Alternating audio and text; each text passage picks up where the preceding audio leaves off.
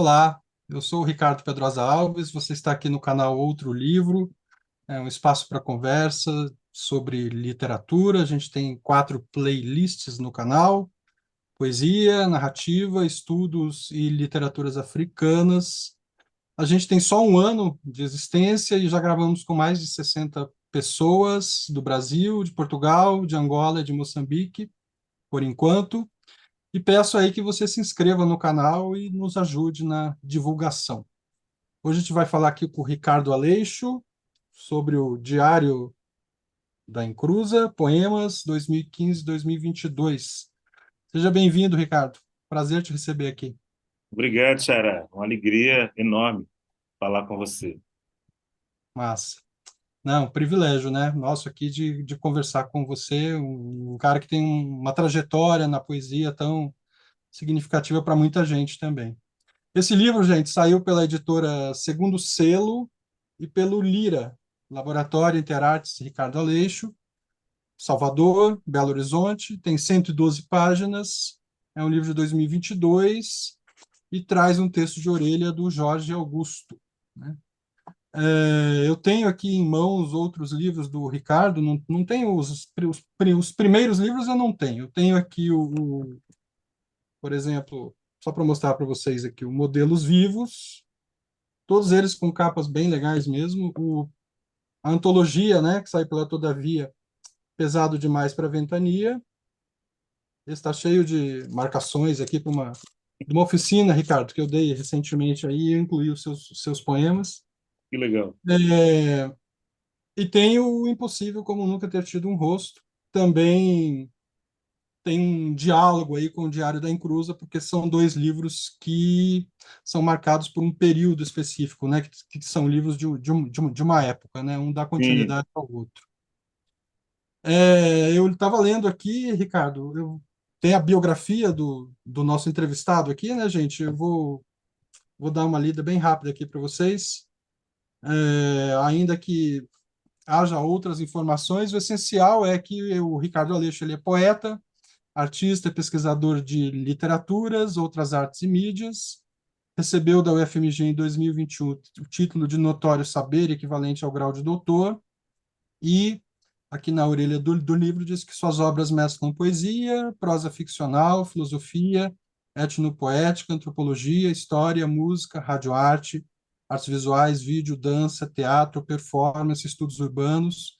É um poeta que já fez performance, né, no Brasil inteiro, em alguns países como Argentina, Alemanha, Portugal, Estados Unidos, Espanha, México, França e Suíça. Tem obras expostas nas mostras permanentes Rua da Língua e Falares, do Museu da Língua Portuguesa, em São Paulo, e autor de uma série de títulos, né, incluindo mais recentemente os livros de memórias Sonhei com o Anjo da Guarda o Resto da Noite, da Todavia, e Campo Alegre, da Conceito, na coleção A Cidade de Cada Um, ambos de 2022, assim como o Diário da Encruza. Então, foi um ano bem, né, produtivo para o meu xará aqui. E eu estava lendo, Ricardo, que é o seu 18º livro, é isso?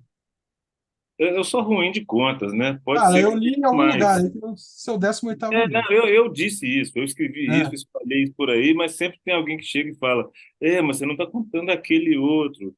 Eu publiquei relativamente pouco. Eu tenho amigos muito mais jovens que têm o mesmo número de livros, quaisquer que sejam, qualquer que seja esse número de livros que eu tenho amigos de 30 e poucos anos que têm o mesmo tanto. Sim. Eu fiquei segurando um pouco. E o ano passado, o que eu fiz foi, a partir de uma circunstância, da vida acadêmica da minha companheira, Natália, que faz doutorado em estudos urbanos, Uhum. na UFRJ. Ela é do Rio e faz lá o doutorado. E o primeiro ano do doutorado foi no primeiro ano da pandemia. Então, ela fez tudo à distância. E Sim. aí tinha que cumprir os créditos.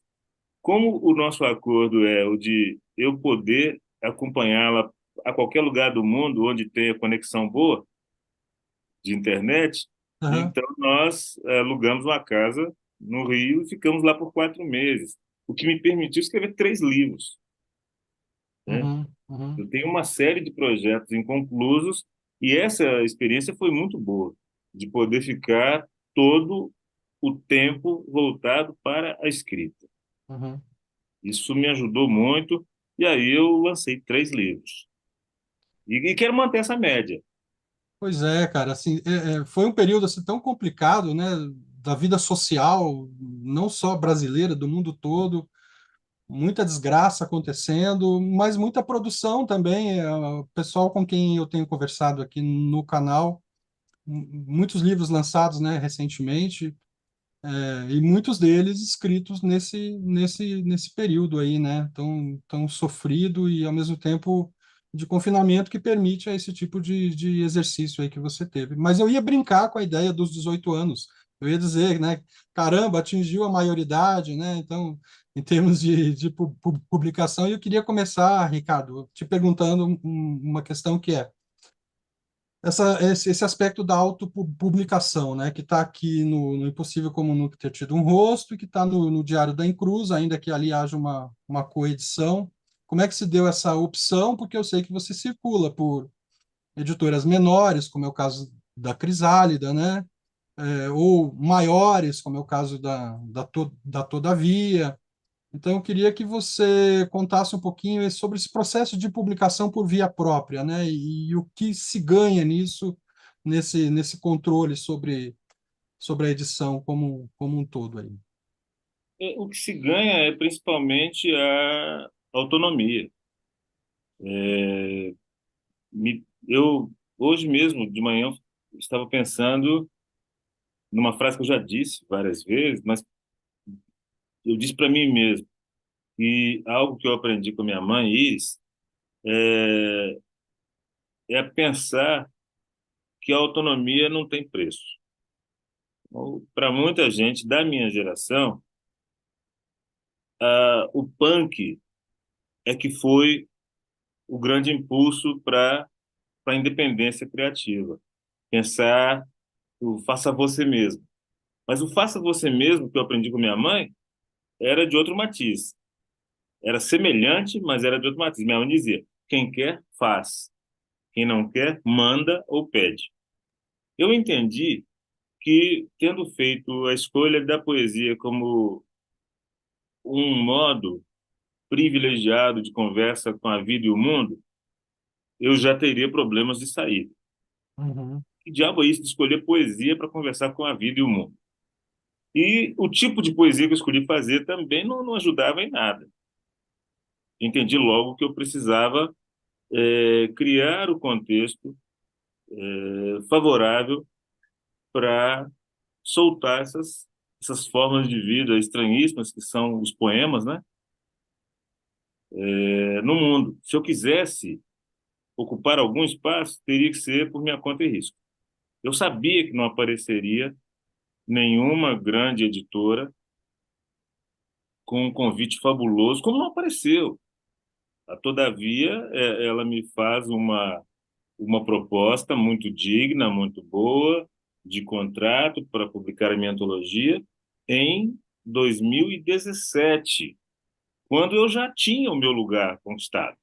Então, sou muito grato a Todavia, mas eu não era exatamente alguém que estava em busca de um espaço, eu já tinha o meu espaço.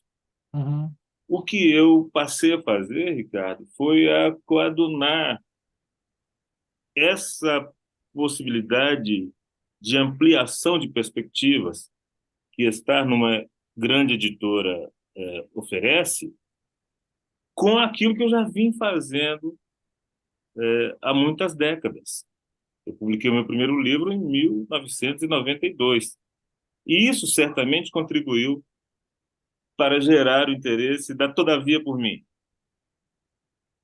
Então, o que eu fiz desde então, o que eu faço desde então, é juntar essas forças, isso que é o espaço ocupado por uma grande editora, inquestionável, mas o que eu fiz foi, ao longo dessas 3 décadas, foi criar uma relação muito direta com aquelas pessoas tão queridas que a gente chama de público, Uhum, o leitor. Então, eu tenho uma relação muito direta. As pessoas que vão assistir as minhas performances ou que me escrevem para adquirir os meus livros, e gente que me para na rua para agradecer por algo que eu escrevi. Então, é essa junção aí de possibilidades que a indicação para um prêmio literário e uma viagem para o exterior, tudo isso é abertura de portas e janelas. E tem essa relação diária com o trabalho, que passa também pelas redes sociais, que passa pelo contato indireto com as uhum, pessoas que se interessam pelo que eu faço, né? E é uma postura política. Me agrada pensar que, tendo vindo de uma família muito rica, que só não tinha dinheiro, eu cheguei num lugar não pensado para nós, pessoas que vêm da pobreza, pessoas negras. Então, eu cheguei num lugar muito além daquilo que se supunha ser possível alguém com o meu histórico chegar. uhum. Continuar a trilhar esse caminho precisa ter essa dimensão ética e política como balizas. Assim, eu cheguei num lugar que pouca gente chegou. Que pouca gente negra chegou. Estamos num país que vai, como eu tenho dito muitas vezes, que vai ser assombrado para sempre pelo fantasma de Cruz e Souza, que teve seu corpo carregado num vagão de ferroviário, de trem ferroviário, de Leopoldina, interior de Minas, até o Rio de Janeiro. Quer dizer, aos 36 anos que esse homem morre, esse gênio da poesia brasileira. E Lima Barreto e outros. Então, a minha posição ela não é privilegiada, mas ela é rara. A posição de poder fazer só o que eu quero, quando eu quero, do modo como eu quero. Isso precisa ser politizado. Isso precisa ser sempre tensionado e transformado, não em modelos, não estou interessado em ser modelo para ninguém, mas quero sempre que o sistema literário brasileiro, ao olhar para mim e para o que faço, pense no modo excludente como funciona. Eu sou um que eles não conseguiram derrotar, mas derrotaram muitos. Sim, e você falou do Cruz e Souza, né? Eu lembrei daquele longo poema dele, O Emparedado, que tem que manifesta, né, uma relação muito complicada com quem vai ler o que o Cruz e Souza, o que o Cruz e Souza está escrevendo. Quem é que vai ler o que o Cruz e Souza escreve? Não tem para onde ele ir, né? De certo modo, aquela voz poética ali não tem para onde ir. E você já começou aí a tua fala dizendo que você vai em direção a esse público. Então, é a partir dessas lutas todas que levam mais de 120 anos que você consegue ir para esse público também, né? Sim. E com um detalhe, Ricardo, que é o de contar com pessoas que leem o que eu faço e que não eram leitoras. Muita gente que conversa comigo diz: eu nunca tinha lido um livro de poemas até encontrar o seu livro tal. Uhum. Ou ao ver você performar. Isso é muito forte. Pessoas que me dizem: se eu soubesse que poesia é isso, eu já teria me interessado antes. E isso é exatamente o quê? É algo que você, como conhecedor do que eu faço, sabe, não é a coisa mais simples do mundo, né? Não tem um barateamento da, da palavra poética para ganhar público. Não estou interessado em fazer público. Acontece que alguma importância tem essas coisas estranhíssimas que eu escrevo para tanta gente que nem mesmo pensava que poesia existe. Uhum, Isso me dá o que pensar. uhum, Me interessa. Se aquela pessoa que eu encontrei na manifestação política contra o racismo, ou, ou no presídio que eu visitei, se ela está dizendo que foi tocada por algo que eu escrevi, eu quero entender o que foi que eu escrevi. Não o que foi em termos de conteúdo, separando, né, como se fosse possível, separar da forma. Mas que compósito é esse? O que foi, o que foi mesmo que conversou com a sensibilidade dessa pessoa que não é considerada prioritária quando se pensa em formação de público leitor no Brasil? Nossos colegas, nossos e nossas colegas, você sabe, quando falam que ninguém gosta de poesia, ninguém se interessa por poesia, pouquíssima gente está interessada no possível leitor, na possível leitora que está nos presídios, que está na periferia, que está nas escolas públicas, que está na rua desempregada. Estamos falando de um tipo de público sofisticado, sabe, que conhece a Europa, que conhece a literatura do Ocidente, esse tipo de leitor que a gente corteja. Mas e a pessoa? Como aconteceu comigo outro dia, numa lanchonete. A moça me viu com um bottom dos Black Panthers. é. Cansada, ela muito cansada, atendendo ali. E aí ela fez uma menção a Black Panther. Nós não pensamos nessa pessoa, que está ali não necessariamente por uma escolha. Ah, eu quero ser garçonete, eu quero ser atendente disso. Agora, ela estando ali, ela não deixou de se oferecer o direito de saber o que é Black Panther, o que é luta contra o racismo, o que é contracultura, o que é vida contemporânea. E eu entendo que é preciso saber conversar com essas pessoas, conversar poeticamente com essas pessoas. Então, o que eu tenho tentado fazer pode ser resumido nessa premissa. Tenho tentado conversar com o espectro mais largo possível de pessoas leitoras e até das que não são leitoras também, sem rebaixamento ético, nem estético, nem cultural, nem político. maravilha. É, eu acho que é algo que o campo poético se recusa a pensar, né? E a gente, eu pelo menos, eu fui formado nesse sistema de vou. Claro que nos últimos anos, assim, eu diria, nos últimos 10, 15 anos, muita coisa tem mudado na forma como eu e muitos dos meus colegas veem o que é a poesia, mas a gente vem desse ranço que, principalmente, eu acho, no fim dos anos 90 era muito cosmopolita e europeizado. Eu acho que isso tem se modificado também, então fica, fica de lição, inclusive, eu acho. Tem uma coisa que eu queria te perguntar, Ricardo, que é, você organiza os seus livros, né, nessa forma de diário, talvez, né?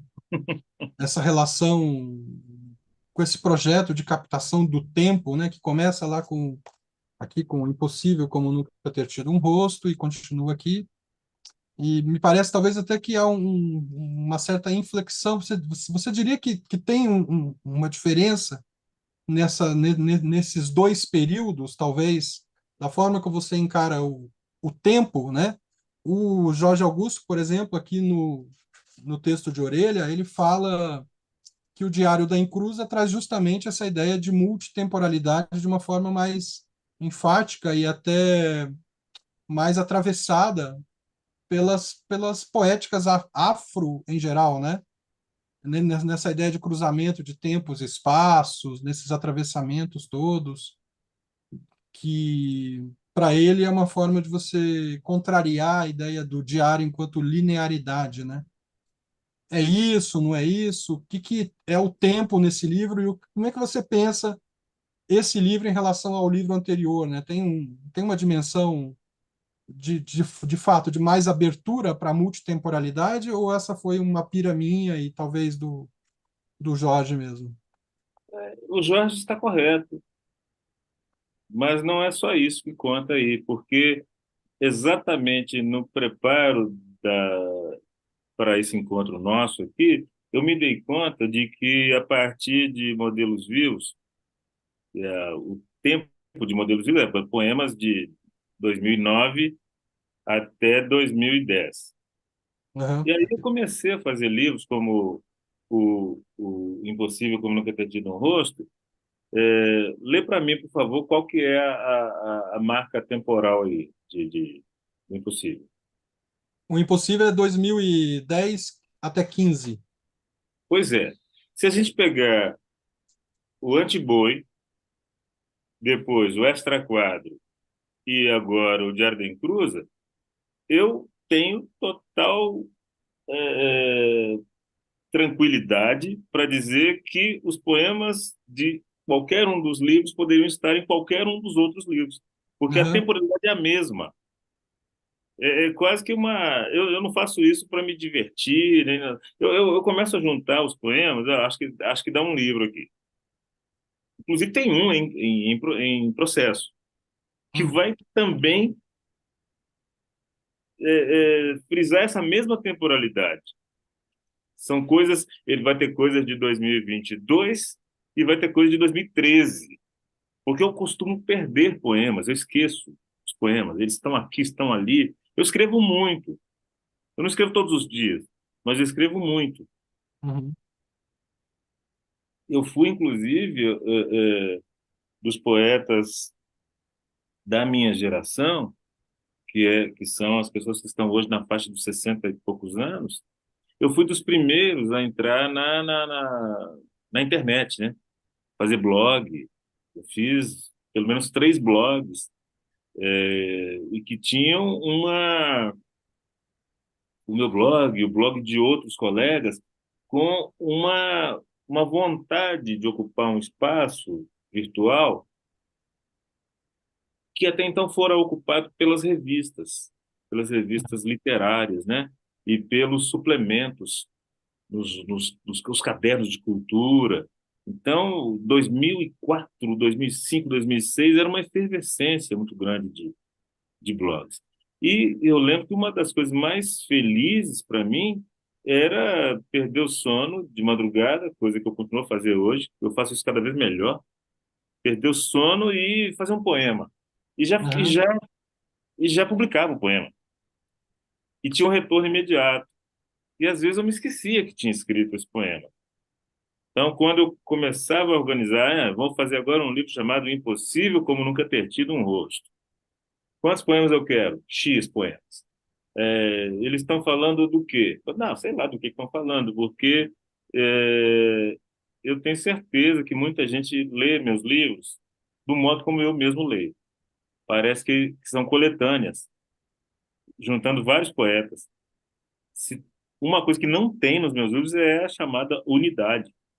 Parece que são vários poetas se juntando para fazer um livro. Ah, e você? Para uma mesa de bar. Eu Aham. gosto de bar.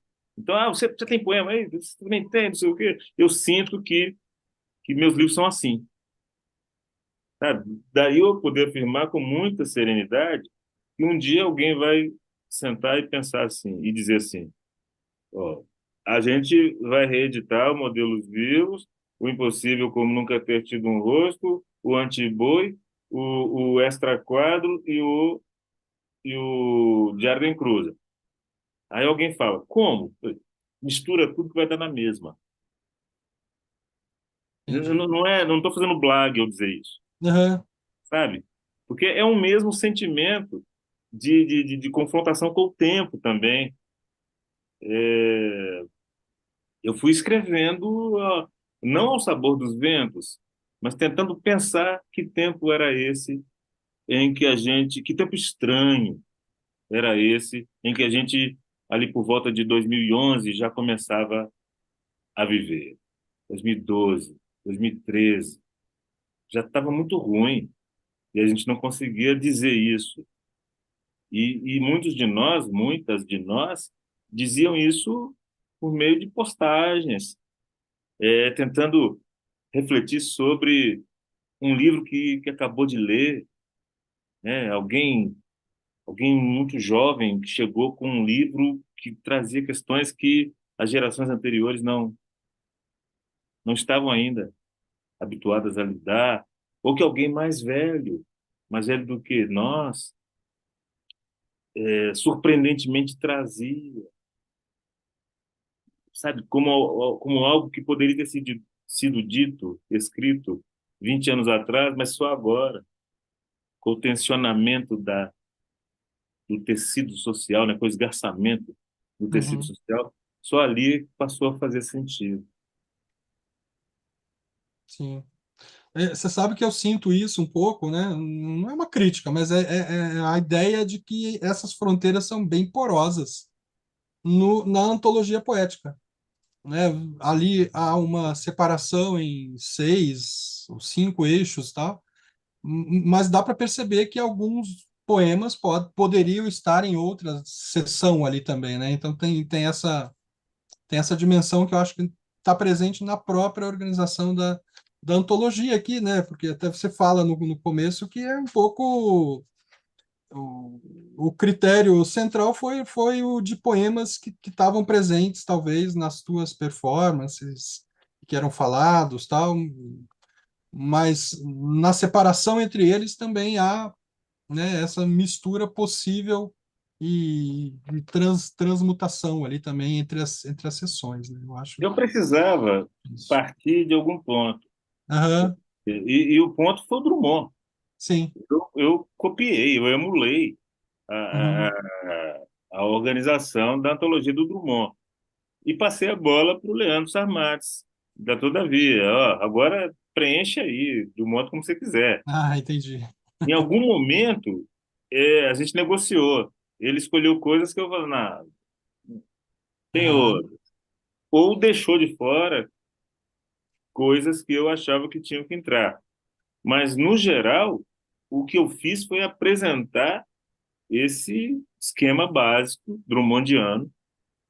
Ó, eu preciso partir de algum ponto que seja uhum, esse do Drummond, que eu acho magnífico. Eu nem fico interessado em questionar se o Drummond acertou claro. no desenho da antologia dele. Não é disso que se trata. Trata-se de uma vontade. Eu que sou virginiano, eu que sou muito voltado para autonomia, para soberania, me deu vontade de experimentar o que seria um outro olhar Uhum, na definição do que constaria no livro. Eu cuido de uhum, tudo nos meus livros. Naquele momento foi importante não ter controle total. uhum, uhum, Sabe? sim. É, essa história desses diários, entre aspas, aí, né, desses períodos que estão nas capas dos dois livros, né, de certo modo, tem relação com essa coisa de escrever as memórias, de estar pensando nessa outra dimensão da biografia também, ou não? Não, não, porque eu acho que eu nunca teria chegado a, a pensar num livro de memórias se o Leandro Sarmates, a, a, com base no êxito que o Pesado Demais para a Ventania obteve junto ao público mais jovem, infanto-juvenil, juvenil, ele falou, acho que é importante para essas pessoas saberem quem é você. Uhum, Acho que eu não teria escrito um livro de memórias, uhum, uhum, entendi. porque isso já aparece, no meu entendimento, nos poemas, nas postagens. As postagens são algo que eu levo muito a sério. Eu eu acho que quando eu me dei conta de que jornalistas organizavam pautas sobre meus livros a partir da leitura de meus posts, pessoas que estudam a minha obra na academia também organizavam e organizam perguntas para sua dissertação, para sua tese, e a partir do que lembra, não, isso aqui é trabalho, Aham. isso aqui é sério, isso não é brincadeirinha. Uhum. Uhum. E para mim já estava bom poder colocar a minha mãe, Iris, e o meu pai, Américo, na história da literatura brasileira, poder falar das minhas crias, poder falar dos meus deslocamentos, tudo isso eu já me sentia muito satisfeito de poder fazer a partir do Campo Alegre, né? E a partir da periferia, dessa periferia que Belo Horizonte é, em termos literários, em termos artísticos, em termos culturais. Tudo isso para mim já era forte o bastante para eu não pensar em colocar em letra de imprensa as minhas memórias. Eu tive que ser instigado pelo editor e foi ótimo fazer isso. Eu agora penso em escrever outros livros de memórias, avançando em questões que não foram tratadas com a devida profundidade nos poemas, até porque o poema é é outra pegada, né? Mas não, realmente não tinha essa, não era um projeto. Uhum. Entendi. Parece a memória como algo fundante nos poemas, agora vai aparecer essa mesma memória tratada como prosa. Não, não era isso. Uhum. Uhum. Bom, aqui você está diante de um antijornalista, porque eu não fui atrás dos teus posts, eu não fui atrás das tuas entrevistas, tô Eu indo acho aqui, que é um autoelogio tô definir-se indo no como peito e na raça, jornalista. tô indo no peito e na raça. Isso aí. Viu? Me conta, o que que a gente pode dizer que tem da pandemia e dessa oficialização do fascismo enquanto política de Estado no Diário da Encruza? Tem tudo. Tem tudo, porque é aí que aparece com mais força a liga entre esses livros todos, desde Modelos Vivos. Tem uma radicação na coisa cotidiana, na cotidianidade, que mais do que se configurar em projeto, apareceu como impossibilidade de fazer de outro modo. Aham. Uma necessidade de lidar com as questões do real imediato a partir daquilo que é o mundo que eu vivo, que é o mundo da poesia.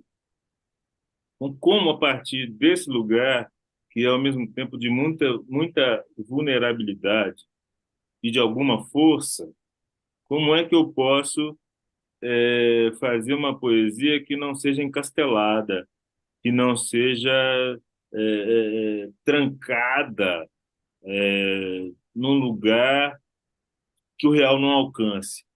Porque o real é muito duro, né?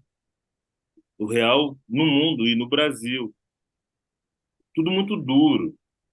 Não foi nunca, falando desse período, falando de todas as fases da minha poesia. Não se trata nunca de criar defesas contra o real, escrever para me proteger do real. Não, não há proteção nenhuma e a escrita é parte do real.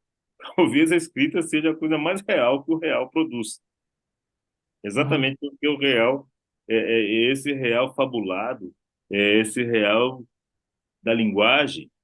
Talvez isso seja mais real do que o real que a gente consegue imaginar e contemplar e analisar no dia a dia.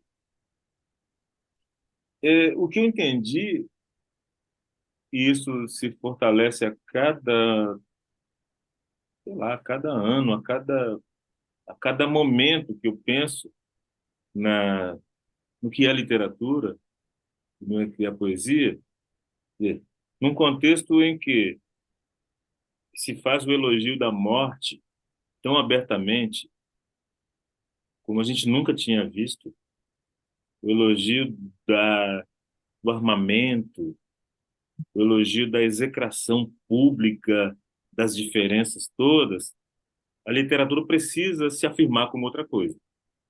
Ela nem precisa se colocar contra isso, frontalmente.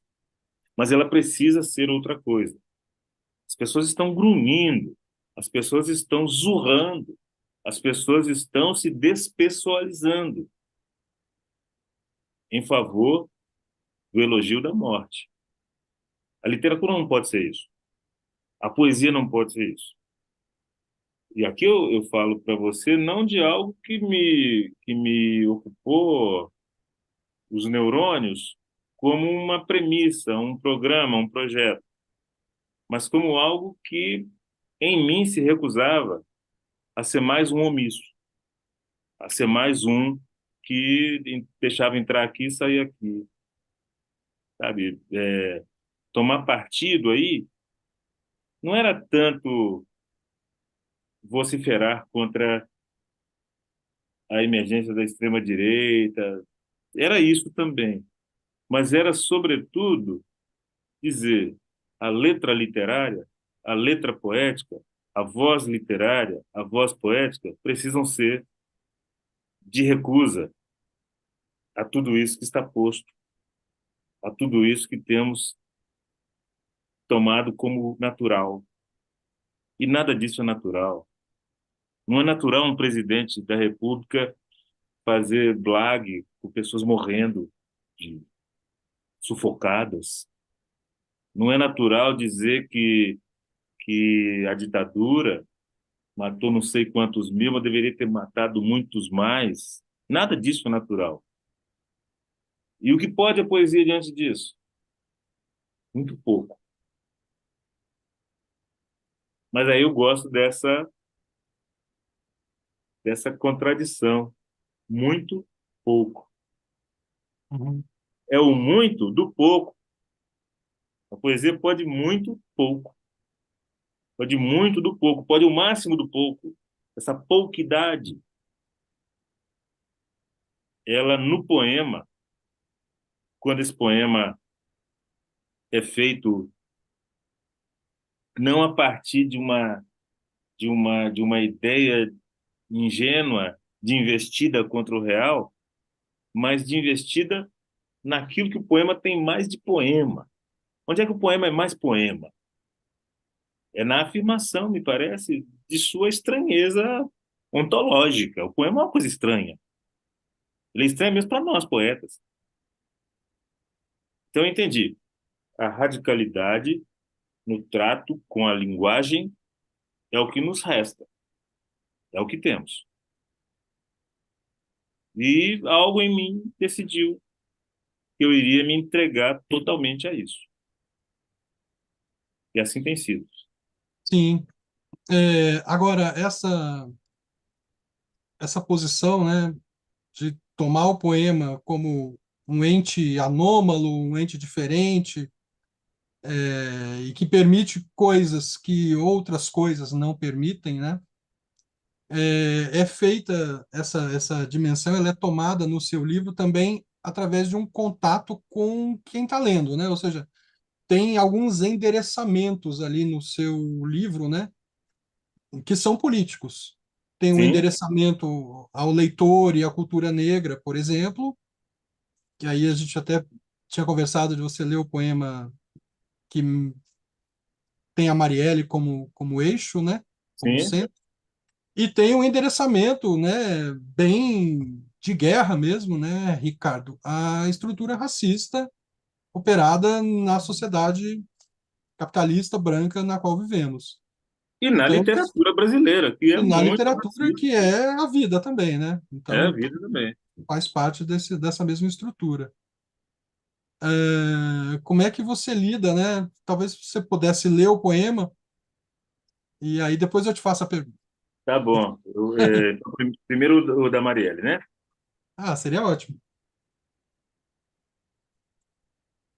No corpo do vento, três tambores negros semeiam no corpo do vento um grito de guerra e de paz que incomeça pela invocação do mar ancestral e se expande em meio às dobras do L de luta e de liberdade que infinda o nome sagrado daquela a quem Inhansan chama com tanta ternura de minha irmã Marielle.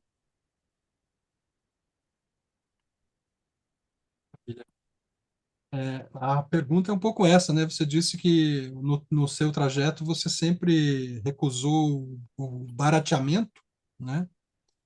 Então, como é que você lida com essa preocupação, justamente, de modular a política na sua poesia, modular a comunicação na sua poesia, desde o slogan até a sofisticação, né, permanente, digamos assim, que é uma sofisticação que não passa só pela cultura letrada, mas passa pela sofisticação dos próprios modos de usar o corpo, né, de E a usar voz, a voz, de usar esse som, né, que tá presente aí.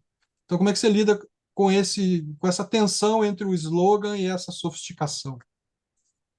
eu, como você sabe, me iniciei na poesia e na arte, por extensão, a partir da didática concreta. Eu Uhum, fui, antes de conhecer poesia, eu conheci poesia concreta. uhum, uhum, Então eu fui orientado, ou talvez desorientado, nos primeiros tempos de poeta aprendiz, pelo que foi trazido pelo movimento da poesia concreta. E naquilo que ela tem, tanto de apelo à inter-relação de códigos, quanto ao que era chamado à época de internacionalização da informação estética. É poder pensar numa dimensão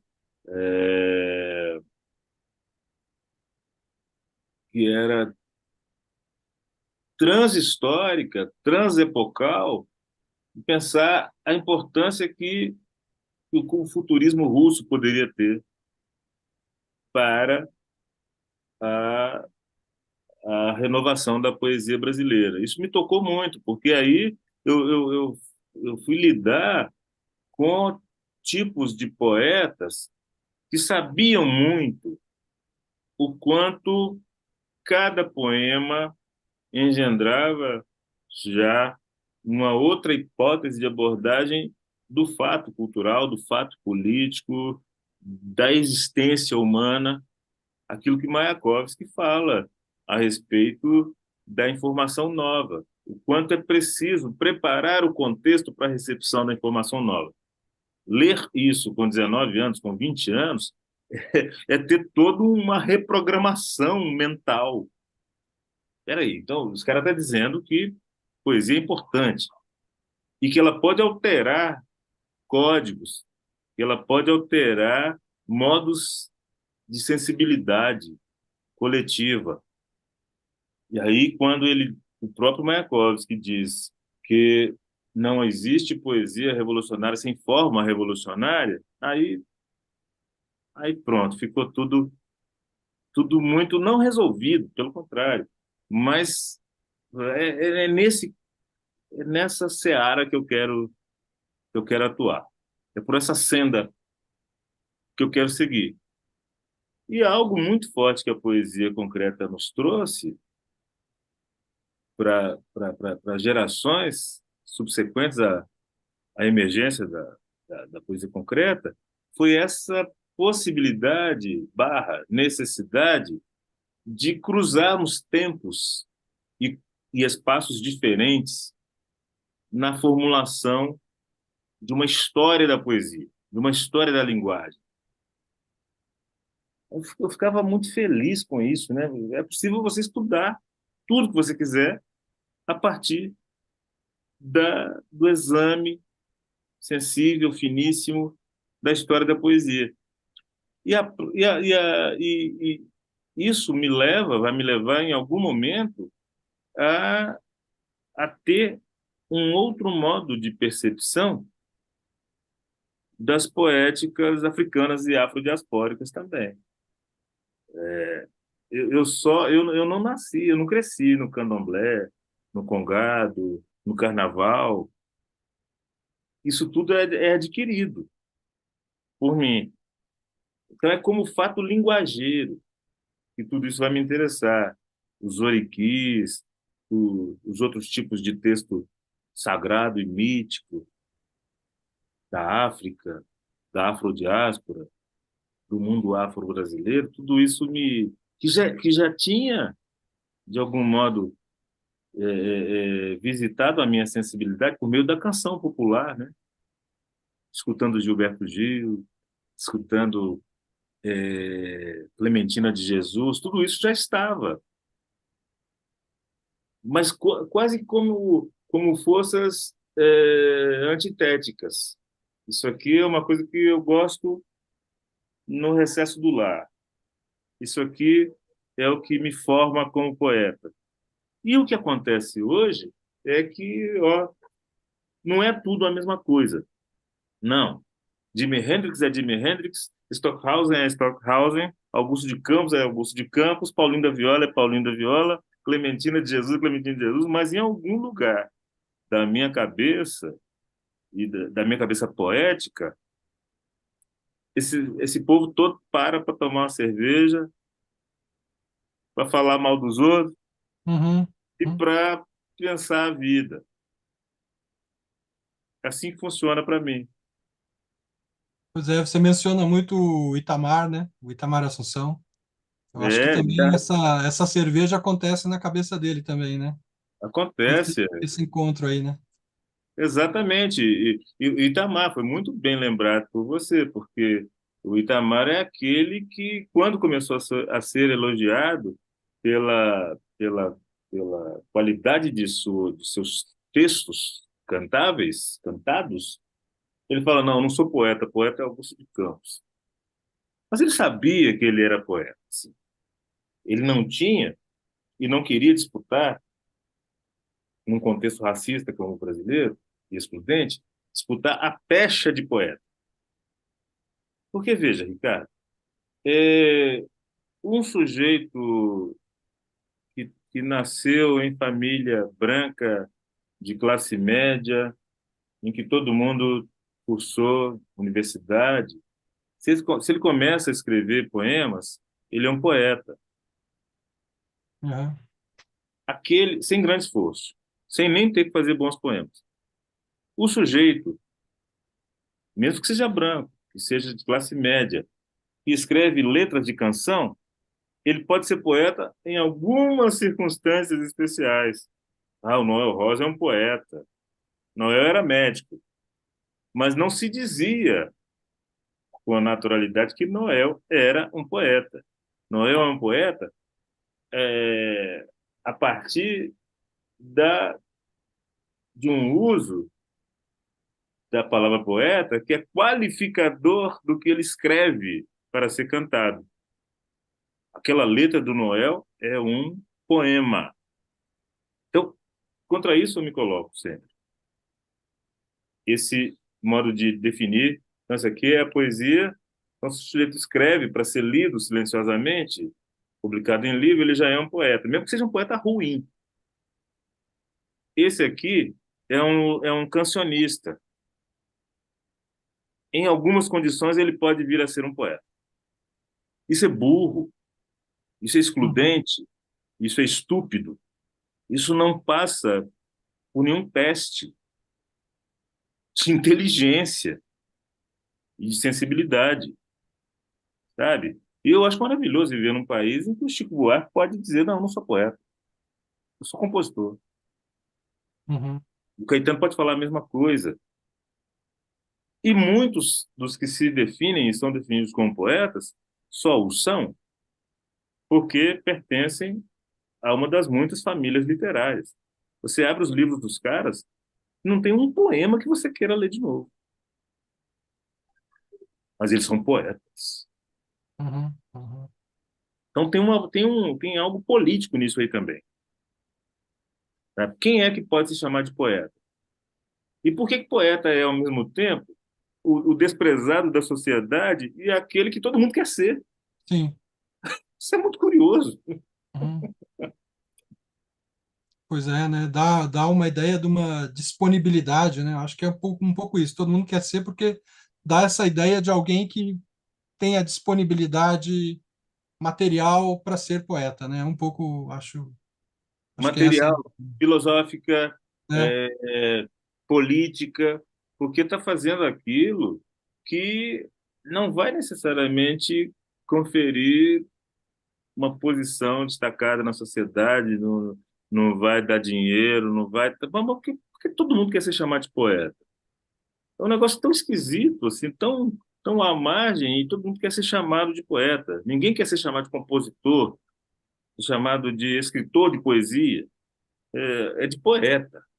Tem uma aura, né? A aura continua, por mais que o Baudelaire tenha deixado ela cair, tenha visto o poeta deixar ela cair ao atravessar a rua, ela continua aí. Poeta. Tem um outro xará nosso, que é o Ricardo Corona, ele tem justamente um poema chamado Escrevo para não ser chamado de poeta, né? É uma blague, claro, né? Mas Uhum, ele também vai nessa direção, eu diria, né? sim. O... Mas e aí? Qual é o lugar, então, do livro de poesia na tua existência enquanto poeta, né? Porque eu li aqui a mini biografia que está aqui no livro e você transita por todas essas outras dimensões artísticas, né? Da radioarte ao teatro, prosa ficcional. E aí? E o poema? Então, assim, o poema ou o livro de poemas, né? Que lugar que ele tem nessa atividade como poeta? Que importância ele tem para você nessa multiplicidade que é a sua carreira, né? Ele tem total importância, porque com o Diário da Encruzilhada, eu voltei a assumir é, a organização do livro como um todo, né?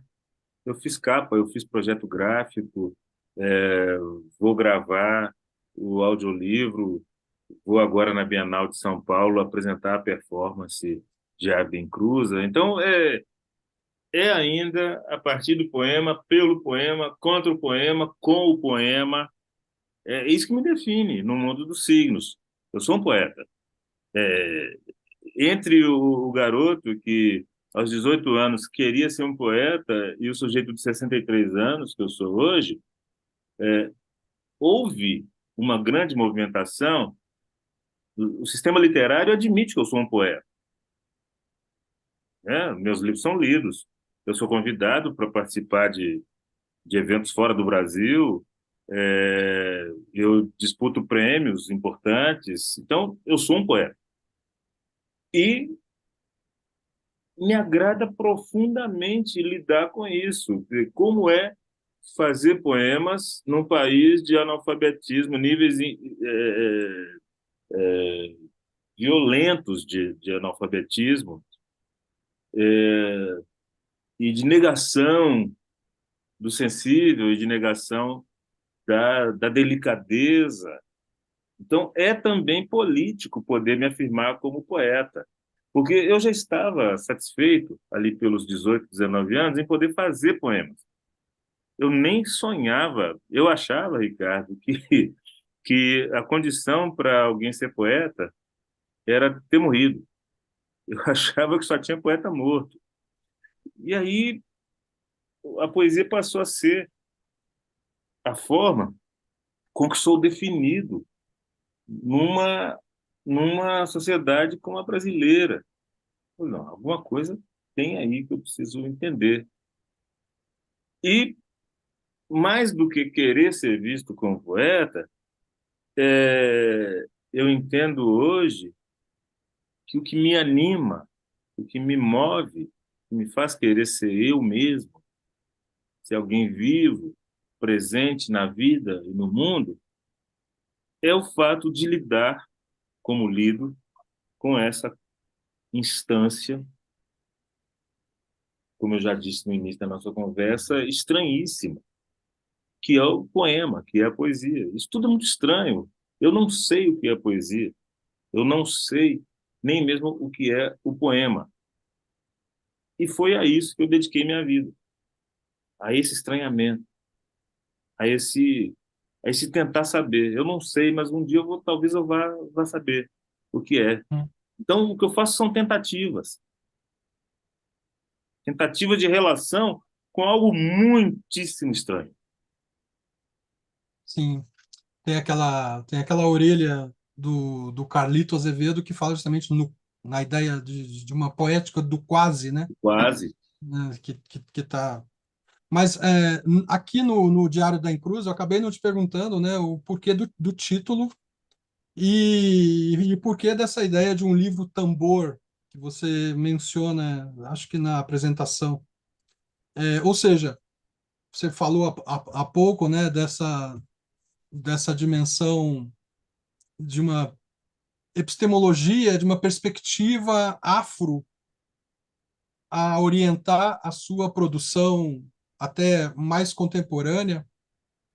Talvez você pudesse falar um pouco disso e fazer a relação com o título do livro Diário da Encruza, por que essa ideia da encruza e A por que a encruza ideia do livro Tambor também, né? eu vou te mostrar aqui porque a encruza é importante. Eu vou te mostrar aqui. Você vai ver o palco que eu construí na minha casa, Aham, fica exatamente numa encruzilhada. Aqui, ó, é a esquina de ruas Albuquerque, Maranhão, que sobe, e a Adolfo Bezerra de Menezes, que cruza. E ali tem, como ironia suprema, aquela placa de pare, que eu sempre olho e falo, tarde demais colocar essa placa, já não dá mais para. Não funciona mais isso aí.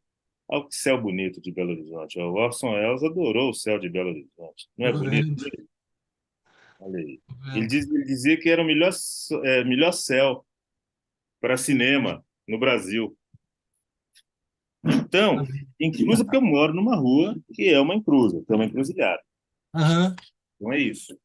E porque, a partir do momento que eu passei a conhecer melhor as cosmopercepções africanas, eu passei a entender o papel da encruzilhada. Não como o mundo brancocêntrico pensa a encruzilhada como o limite, né? Assim, tá, o sujeito está numa encruzilhada.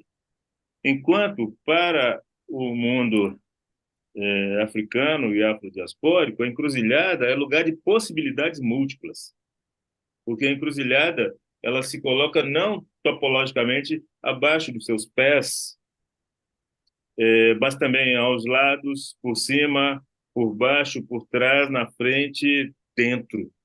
Encruzilhada é expansão de possibilidades criativas.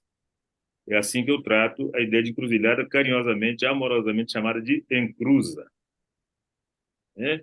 E o diário realmente tem essa acepção aí. É alguma coisa que se dá no dia a dia, na cotidianidade, mas totalmente aberta ao, a, a esses mundos que se entrecruzam também a partir do sonho, a partir da imaginação, a partir da memória.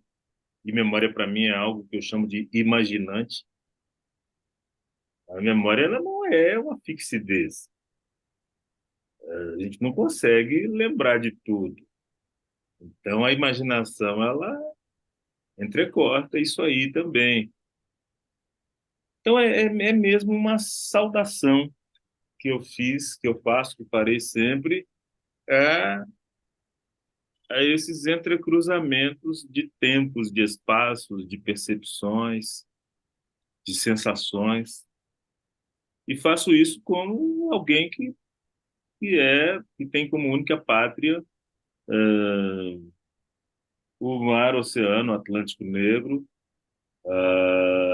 as diásporas africanas. Essa é a única pátria que eu identifico, que eu aceito, que eu vivencio. sim. Pois é.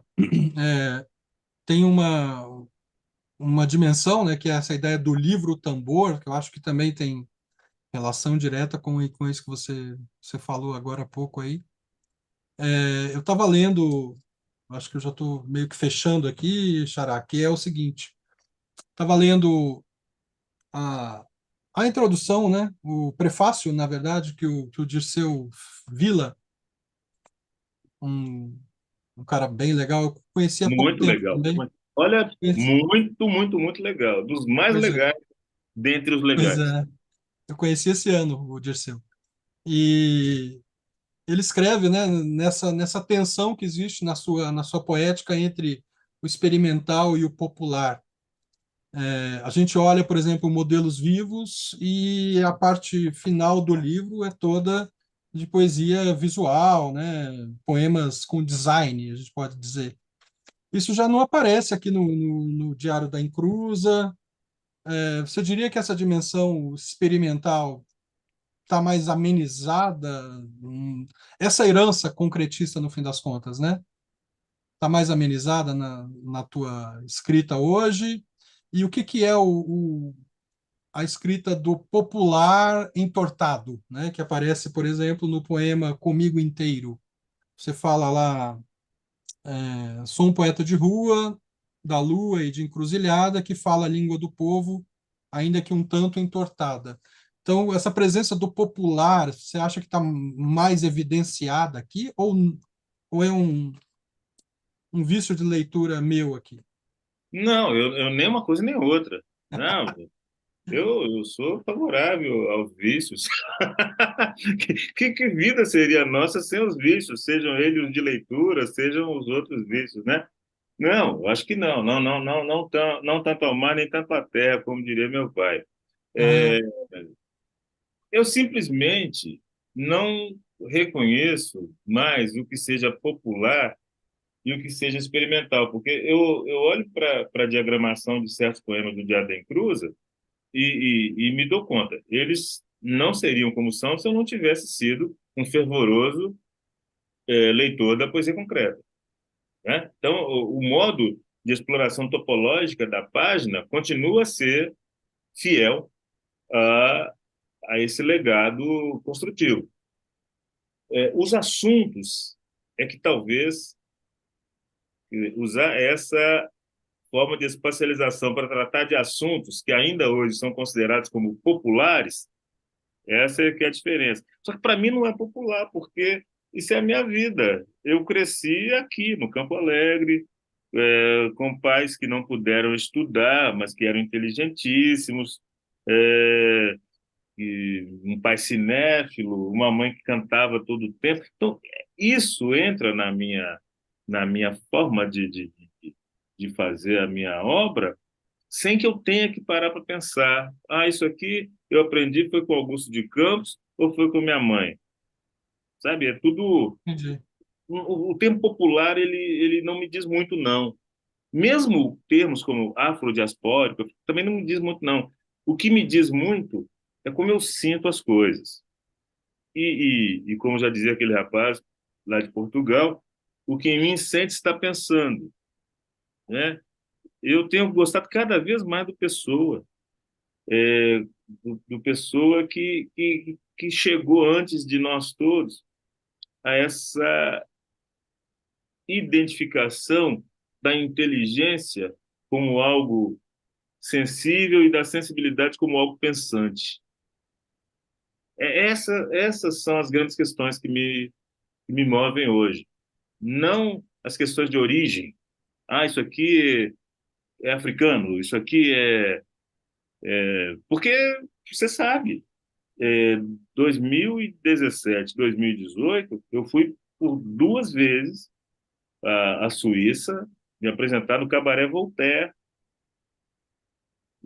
Não por acaso, Dada significa exatamente a ponta mais ostensiva, mais vistosa da relação do mundo europeu com o mundo das antigas colônias africanas, né? Então isso me toca muito, isso me informa muito. Agora, a Suíça para mim não é só Dada, a Suíça é Paul Zumthor, a Suíça é Ernst Widmer que vem para o Brasil, é Walter Smetak que vem para o Brasil, é Mary Vieira, que é uma escultora construtivista também de Belo Horizonte que vai morar lá. São as relações que a poesia concreta estabeleceu com, com os artistas visuais de lá. Então, isso tudo para mim é embaralhado.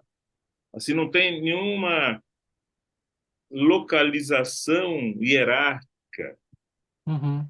sabe? É como eu me sinto, como é que eu vou abordar esse tema? E muitas vezes essa questão nem se coloca. Eu já faço, e isso vai aparecer no próximo livro, que é um livro que as pessoas vão ficar sem saber onde colocar, porque os poemas geométricos aparecem lá, são muitos esses poemas, e falando de Exu, e falando de terreiro, e falando de coisas que ainda hoje são tratadas como apartadas. Só Aham. que para mim é misturado. Você termina o Impossível como Nunca Ter Tido um Rosto com a ideia do estou sendo, né? E aqui no Diário da Encruza tem aquela. Não importa quem eu sou, mas como eu sou, né? Como eu É, sou. como eu sou, e tem também no Diadem Cruza a pessoa de agora, a pessoa que estou sendo agora, que é Isso. já uma remissão a Eduardo Lissan. A ideia do sendo, né, de pensar uma ontologia não a partir do ser, mas do sendo, isso tudo me atravessa e mostra o quanto isso que aparece aí nas áreas de interesse, nas minhas áreas de interesse, não aparecem como uma demonstração de esnobismo intelectual, não. Eu sou leitor de Glissant. Glissant é leitor dos grandes pensadores que formaram o que é chamado de grande pensamento europeu, e, ao mesmo tempo, é um leitor finíssimo da cultura de seu país de origem, de sua, de sua condição afrodiaspórica. Esse é o mundo que me interessa. O mundo das aproximações, dos contágios, das contaminações, dos atritos. E o poema ainda me parece um espaço-tempo muito fértil para acolher essas diferenças todas. Maravilha. E aí? Vale mais um poema, será? Vai, posso? Com E prazer. por que que a gente. Eu não lembro que a gente tinha conversado antes, se era o Solidariedade, se era outro. Era, mas pode ser outra coisa também. Deixa eu Pode ver ser. aqui. Ah, pode ser esse aqui, ó. Taratá, ratatá. É, eu tenho um lado Clementina e um lado Carolina. O lado Clementina é o que benze, o que abençoa, é o que louva, o que deve ser louvado. É papapá, é benguelê, é atracatraca, é taratá. O lado Carolina é o que coloca Zé Povinho no caderno e fica tudo conversado. É papapá, é aqui, ó, é o contra-ataque, é ratatá. É papapá, é aqui, ó, é o contra-ataque, é ratatá, tá, tá, tá, tá, tá, tá, tá, tá, tá, Sim, tá, tá. sim, sim. Era isso que eu estava falando quando eu falava de sofisticação, no fim das contas, né? Que é uma sofisticação que não é necessariamente apenas letrada, né? Uma sofisticação do corpo, né? Era isso Então que eu você estava. foi num ponto, desculpa te interromper, Chara, mas você foi num Claro, fala. ponto pouco conhecido das reflexões estéticas do Gilberto Gil.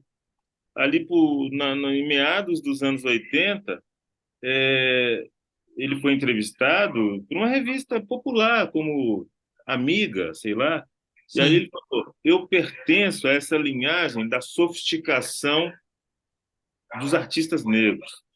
E aí a pessoa ficou sem entender o que ele queria dizer. Ele deu exemplo, falou, a sofisticação de Pixinguinha, a sofisticação de Steve Wonder, a sofisticação de Clementina de Jesus, deslocando a sofisticação daquele lugar muito demarcado em que esse termo foi colocado, né? Então, o que eu tenho tentado praticar hoje é isso. Clementina é sofisticadíssima. Clementina é sofisticadíssima. Eu brinco sempre, brincando a sério. Clementina é a avó de Jimi Hendrix. Se não for, neta ou filha. Sabe? E é assim que eu sinto. Uhum, uhum. Maravilha. Então é isso, Ricardo. Maravilha, ótima conversa. É isso. Ó, e parabéns para os seus pais por te darem esse tão lindo nome. Massa, vou transmitir, pode deixar. Gente, então é isso. Conversamos com o Ricardo Aleixo, Diário da Encruza, está aqui. Essa semana, né? Porque o programa vai dia 2, eu acho. Dia 2, né? Dia 2 é a quinta-feira. Dia 2, o Ricardo já vai estar indo para São Paulo, né? É isso? Eu vou agora, já terei voltado de São Paulo e Já depois terá vou de voltado. novo. Ah, tá. São 3 finais de semana até dezembro, né? Lá junto à Bienal. Maravilha.